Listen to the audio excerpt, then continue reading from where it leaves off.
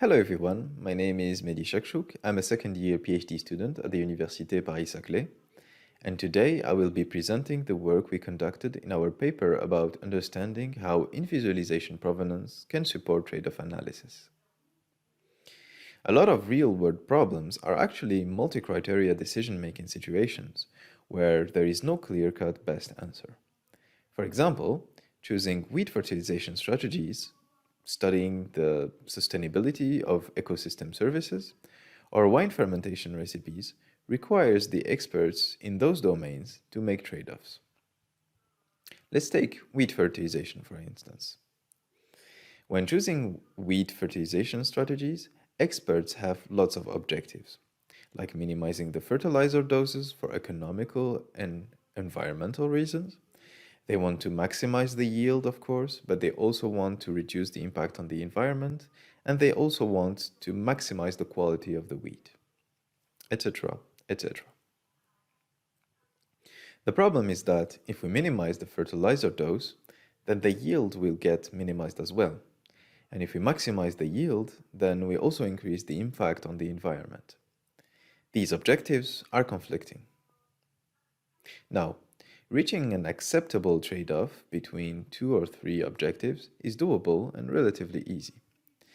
But real-world problems are often way more complex and can involve dozens of dimensions, some of which are conflicting objectives. In the case of wheat fertilization, mentioned before, our experts wanted to examine tens of dimensions at the same time. In the past, one way to solve these problems was to gather a group of experts from different fields with different expertise. Some are biologists, agronomists, or optimization experts. They would come together around a visualization tool, explore the data, and choose solutions. The way these explorations would go is experts would bring their data, that is often derived from model simulations, big data sets of thousands or hundreds of thousands of points where each point constitutes a potential recipe or solution. One possible way to go about this is to first use some mathematical optimization, like a Pareto front, for example. This would generate a group of points where no objective can be improved without sacrificing at least one other objective. And the size of these sets of points would typically be in the hundreds or a couple of thousands of points. Then we plug this data set in a visualization tool to explore the data and come up with good trade-offs. Now, the issue with such an approach is that the exploration sessions tend to last several hours and span over the course of several weeks, months, or years. So the experts will get lost in the explorations and they have a hard time remembering the results they found, how they found them, and how to reproduce such findings. And so the solution we decided to explore was to use analytical provenance visualization to support such trade-off explorations. This has not been studied in the context of decision-making in trade-offs. And the reason we need visualization for logs is because otherwise they are unreadable for most people. Previous work has shown that provenance visualization can help data analysis and exploration.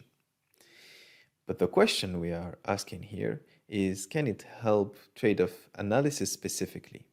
Because trade-off analysis is a particular type of data analysis.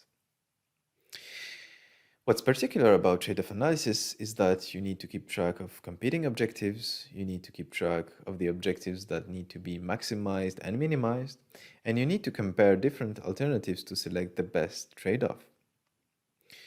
The goal of the experiments was to explore the use of analytical provenance visualizations to aid experts keep track, resume, and revisit their trade-off analysis sessions. And the way we did this is we first created a probing tool, then we conducted experiments with this tool, and finally we analyzed the results from the experiments. This is our probing tool, Visprom. It's an online visualization tool that uses lightweight in-vis provenance that is always there during the exploration to support trade-off analysis. And here are some of the provenance views we have implemented. The red borders in the scatter plot matrix show what you have visited and what is left to visit. The more you visit a cell, the more opaque the border gets. We have a table that shows you, with blue bars, the amount of visits you do for each dimension. We have a table that informs you where the points from a selection fall under each dimension. Here, for example, the red selection minimizes the T0, E0, Pmax, and TFM dimensions, while it is in the mid-range of N0, IAA, EH, and one of the composite dimensions. Now, the way we conducted the observational experiments was by asking groups of experts to conduct their data analysis tasks with their own datasets in our tool Visprom. First, without the provenance visualizations mentioned before, for a session that lasts about an hour and a half. And then bringing them back weeks, months, or years later to recreate, then resume their past exploration.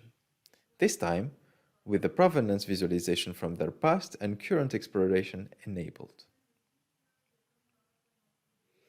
So in our paper, we discussed the trade-off tasks that our study participants engaged in. We introduced provenance objects, more on that later.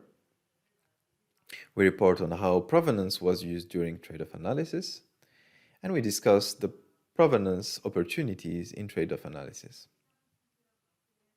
Since we need to keep this presentation short, today I will only talk concisely about these two aspects of our contributions. For more details, please read our paper. As mentioned, we identify provenance objects that refine provenance purposes by adding subcategories and concrete specifications for real-world trade-off analysis. Basically, we are trying to answer the question, what do our experts want to, blah, here to support trade-off analysis, where blah is provenance purposes from Regan's previous work. Here are some of the objects we came up with. For example, interest zones is about understanding what are zones of points that represent trade-offs. Focus on priority is about remembering which objectives are the priority. For example, do experts care more about yield or the impact on the environment? And has this changed over the span of the exploration? The reason provenance objects are important is because they are the aspects of the analysis that we want to pay attention to as Viz designers when we create designs for provenance visualization in trade-off analysis. When it comes to provenance use in trade-off analysis, the tool was reported as useful by experts, not only to remember past explorations, but also as an exploration aid during the exploration. In our paper, we discussed the fact that provenance was used for past exploration and present for different purposes. These findings show, of course, that in visualization provenance is very useful, but we go beyond past work that uses in-vis provenance by characterizing when and why the different designs are useful. For example, which designs are best for past and which for active exploration, and for which purposes. Okay, to summarize our paper, we used Visprom as a technology probe to conduct observational studies from which we reported on trade-off tasks, we identify provenance objects, and discuss the use of provenance in trade-off analysis tasks. And finally, we provide a discussion on the opportunities for provenance in trade-off analysis. Thank you for your attention. For the paper and our analysis code, please visit our GitHub.